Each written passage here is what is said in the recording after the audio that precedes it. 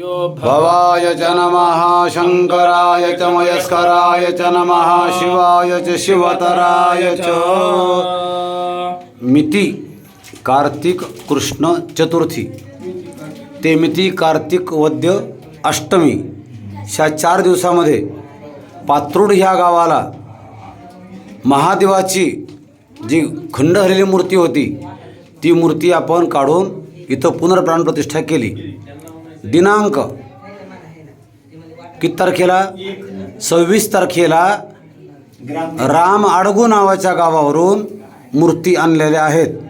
त्यात महादेव, नंदी, विष्णू, नागराज ह्या सगळ्या मूर्ती आपण आणल्या। ह्या मूर्त्यांना आपण इथं प्रतिष्ठापित प्राणप्रतिष्ठा करत आहोत।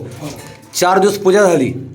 ह्या पूजेकरता औरंगाबादचे केदारी गुरुजी होते आणि त्यांच्यासोबत दुसरे ब्राह्मणसुद्धा होते। त्याच्या अनुषंगानं आत्ता इथं मूर्ती स्थापित करायची, तर त्या मूर्तीच्या खाली हा कलश टाकत आहोत। साधारणतः हा कलश 1 फूटभर उंचाचा आहे। त्यात गावातल्या सगळ्या लोकांनी, ग्रामस्थांनी, इतर लोकांनी सुवर्ण, चांदी, रजत अनेक प्रकारचे रत्न हे टाकून नाणे टाकून हा कलश भरलेला आहे। हे सगळे साक्षीदार आहेत। तुमचं नाव काय? भारत शिंदे। हां, भारत शिंदे। आपलं नाव? रामदास शिंदे। रामदास शिंदे। तुम्ही? कुलदीप शिंदे। तुम्ही? बाबासाहेब शिंदे। तुम्ही? महादेव शिंदे। तुम्ही? सचिन शिंदे। तुम्ही? परमेश्वर शिंदे। सुनील शिंदे। निखिल शिंदे। अशोक शिंदे। तुमचा चेहरा दिसत नाही मला। आपण? अशोक शिंदे। हे सगळे शिंदे कंपनी आहेत।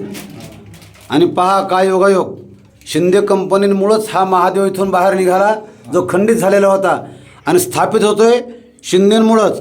तुमच्या पुढच्या अनेक पिढ्या 121 पिढ्या हे सगळं पाहणार आहेत। हा व्हिडिओ आपण यूट्यूबवर टाकू, तुम्हाला सगळ्याला पाहायला मिळेल।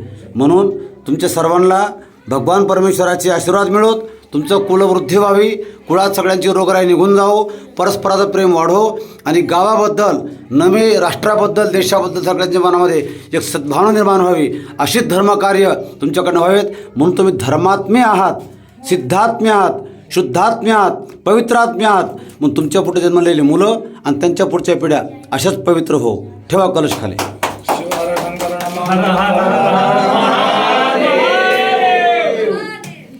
आता काय करा भाऊ, ती चिल्लर आहे ना?